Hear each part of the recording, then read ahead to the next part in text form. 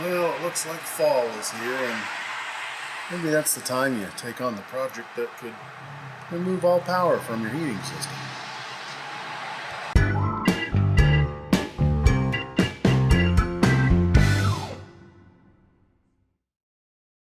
Hey everybody, welcome back to Mrs. Rattlecan'S house. I am James, and oh man, do we ever have news. We have decided, after much hemming and hawing, that we are going to rewire the house.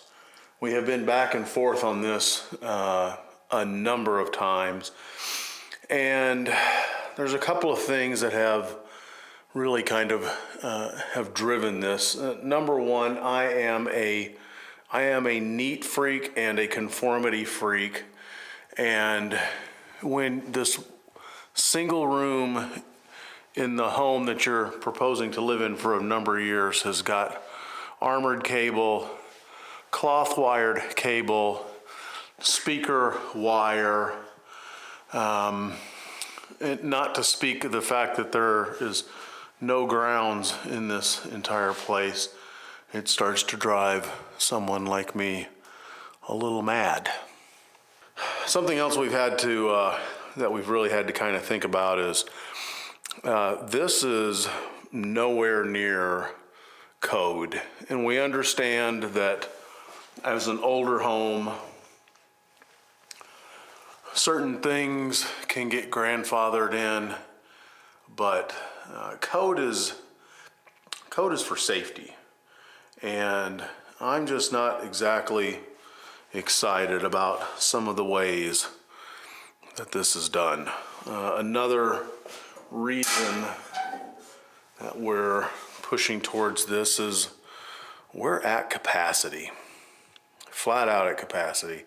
Now we could change this. We have a 220 outlet downstairs for an oven, but we're not going to have an oven down here, so we could swap that out and get a couple of 120 circuits. But for example, one of these, this breaker here in the number 2 position is actually 2 breakers, and one of those controls all the bedroom lights, the bathroom lights, and the hallway lights. And the other one controls the laundry room, the tiny bathroom, the breakfast nook, the sink light, the dining light, and the living room light. And again, I'm not a smart guy. That just doesn't seem right. So we're doing it. The attic is clear. All the insulation's out of the attic. As you've seen, the roof is clear. Not the roof. The ceiling in here is all clear. It's very easy for us to get in here. Well, I should say it's relatively easy for us to get in here and replace some of these wiring runs and some of, well, whatever the heck that is. Now, one of the nice things about this bottom, this basement level, is that everything here is a normal 120 system. There is no low voltage down here. Now, there's old wiring, there's some dubious wiring, there's some flat out wrong wiring, but it's all 120. And that part is going to be fairly straightforward, he says, with a certain sense of impending doom. Now, the part that's going to be probably zero amount of fun are switches. Let me go ahead and I'll pull this out and I'll show you what we're looking at. So here is the inside of our light switches. These say GE on the front of them. It is a momentary switch. As soon as I release the switch, the connection is closed, or I guess opened. And what we're actually doing is we're controlling a relay that's up in the attic and supplying 120 to the light fixture. So there's two problems here. Number one, this is like 26 or 28 gauge wire. And we're going to have to run 12.2 or 12.3 Romex up through the hole that it's going through. The other problem is if you notice the size of this box, it is not even really a box. This is literally just a hole cut in this plaster, and they have screwed this to the hole, or they may have just plastered this in. This may be a bigger metal plate. We're gonna have to look and find out exactly what that is. And in this case, I have a stud right behind there, which is great. So not only am I going to have to work with this hole, I'm going to have to make this hole bigger so I can move it over to here so that I can actually have room for my electrical box. Because again, now that we're doing this, now everything's going to have to be brought up to code. It is a gigantic, huge pain. But Mrs. Rattlecan has plans on living in this house for a very long time. I don't know that I'm going to live quite as long as she is, but in case I don't, I want to make sure that everything is up to par for her. And Mrs. Rattlecan will sleep soundly at night knowing that she has a very nice 1955 ranch that has wiring that is up to National Electric Code for 2017. She will rest much easier in a house that has properly grounded outlets. She will sleep easier in a house that is not currently relying on a system that's already 62 years old and very well may function for a very long time, but it might not. And in less than a month, my attic is going to be filled with 20 inches of blown-in insulation.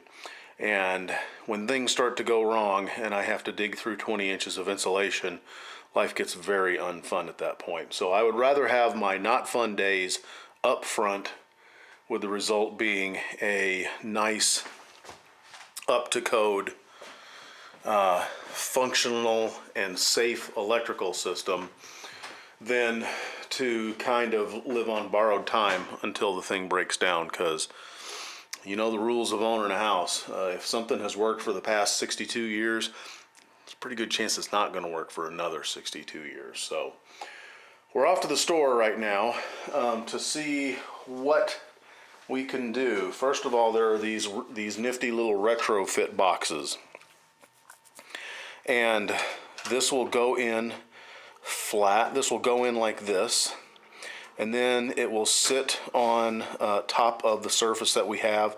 And then when you start to screw these little ears pop up, and the whole theory is that it will start to cinch up onto the wall material. There's one on this side, there's another one on this side, so that it will pull it tight. It has this foam on the ends where you can put your Romex in to help decrease the amount of drafts.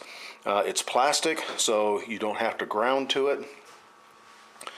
The problem is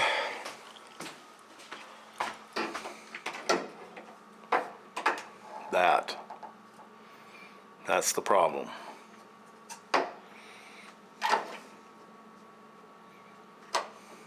That's the problem. So we're gonna go look. We're gonna go see what there is at the great big box store of fun and excitement. And probably the next episode when I bring you in here might not even be here. It might be over at Rattlecan Guitar Restorations down in the shop, because we got the uppy cam to work with there. We might start talking about planning, because there's a lot of planning that has to go into this. You just don't come in and rip everything out and then just start putting stuff back helter-skelter.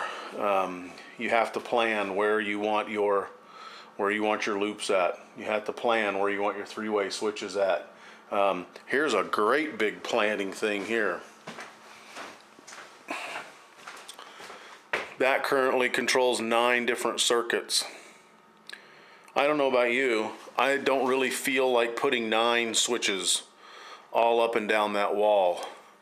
So we have to think about what circuits we're not going to run from this position, and are we going to run them from a different position, and how are we going to do that? It's a great big bowl of fun. So this is going to be a lengthy series because you're here on literally day number 1, because I say 48 hours ago we seriously sat down and considered it, and then we've kind of partially run some numbers. We've talked to some friends. We've consulted with some local electricians and some local handymen about what is and isn't possible and the best ways to do things. And it's really only today that all the pieces have come together and we've said, yep, all right, we're gonna do it. We're rewiring the damn thing. So you're in on the ground floor. It'll be exciting. Hashtag sarcasm font. Hey, be sure to, if you've got any comments, if you've got words of wisdom, be sure to put them in the comments section down below the sermon notes, because we really could use your ideas and your suggestions, because I'm going to do as much of this labor as I can, because that's the way we do things here. If you want a good book, read the book called Do Hard Things. I have no connection with that book other than having read it and having agreed with a whole lot of it. I'm James. This is Mrs. RATTLECAN'S house. You guys have a good one. Cheers. If you enjoyed watching this episode of Mrs. RATTLECAN'S house, consider checking out this video. Be sure to subscribe to us on YouTube, and to get the latest updates on our progress, like us on Facebook. Thanks for watching. We'll see you again soon. Absolutely should have some wine.